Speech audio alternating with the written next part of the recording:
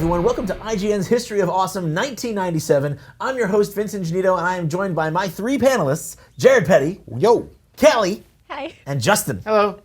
So we have a lot to cover in this year. This is a very transformative year, both for video games and other forms of media. We're gonna kick it off with a big one, Final Fantasy VII, which categorically just completely changed the face of JRPGs really forever. So who's got the real itch for Final Fantasy VII? Final Fantasy VII is an important video game because it created a cinematic experience. It showed us what the CD medium was capable of doing when paired with really capable hardware.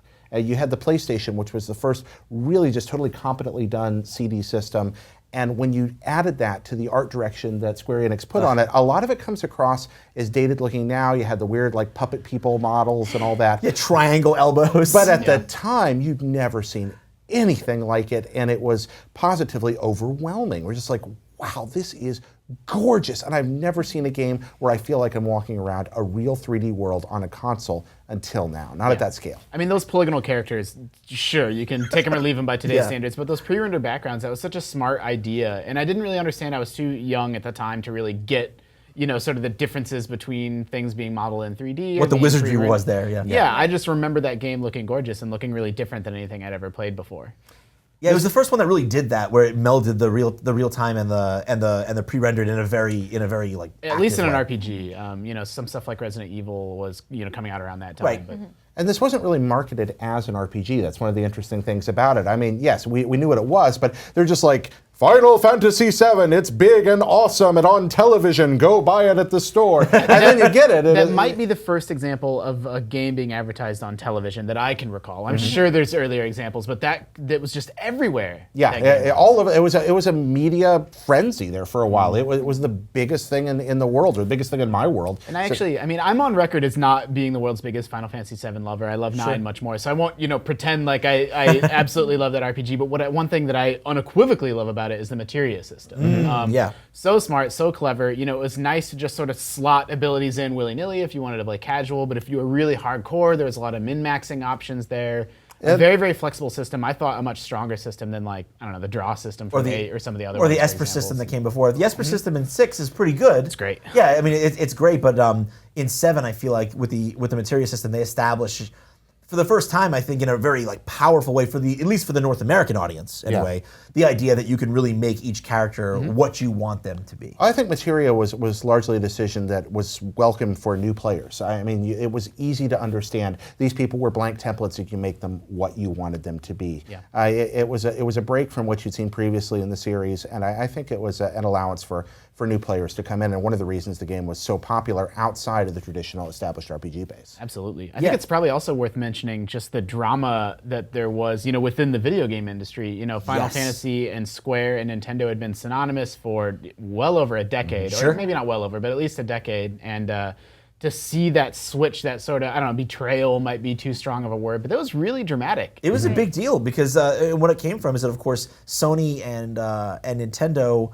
had a little bit of a falling out because they were working on a console together, and then that kind of fell apart because Sony really wanted to do a disc-based system, and Sony said, we're going to make our own console. So we're going to go make our own, and then for Square, it was like, hey, the game we want to make just doesn't work for cartridges, and the N64 was cartridge-based, so they sailed ship and said, sorry, Nintendo, like, we've had a great partnership, right? We're gonna go with Sony. They'd already had to butcher Secret of Mana for that same reason. Exactly. They're taking it off the CD, and they're like, no, we're just not going to compromise this again. And we then don't that have to. happened, that decision of Final Fantasy, for Square to take their ball and go somewhere else and, start playing with Sony instead happened at the exact same time that Final Fantasy became the biggest thing on Earth. Like, the franchise had always been big, and 6 was a success, but it was not, it was different on the PlayStation, where it was just an event every single time one of those games would come out.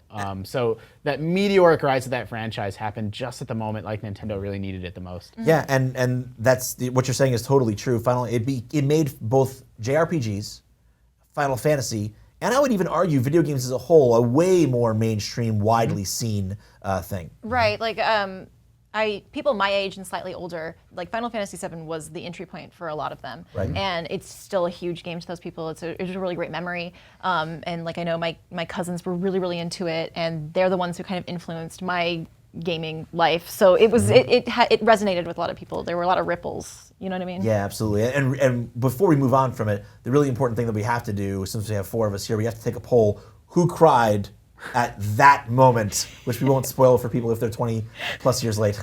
I think we can probably spoil it. I mean, I mean, I had actually already had it spoiled for me by I think GamePro magazine, so I knew. Unfortunately, I was a casualty of spoilers. So on 3, 1, 2, I'm gonna go 1, 2, 3. You're gonna raise your hand if you cried. 1, 2, 3. Oh my goodness. Wow. You cold-hearted bastard, Justin Davis. Yeah, I mean, Vince, I'm a little bit more like you. I'm more of a systems guy than a story guy. Right. And I remember really, really liking the materia system, and I like the scenario and the world building in Midgar, but I wasn't really too super plugged into the scenario of Final Fantasy. I was much more about like, what do I need to do to unlock, Vincent? And I was playing the game. And Knights of the Round, and how to get a black chocobo. Exactly. There was certainly, believe me, as much as story was a big deal in this game, and you know me, I'm also mostly a mechanics guy. So that's my memory of that game, is Sure. a lot of the mini games and a lot of the unlocking the secrets. and if you are a mechanics guy, there's nothing wrong with that being a game that you remember.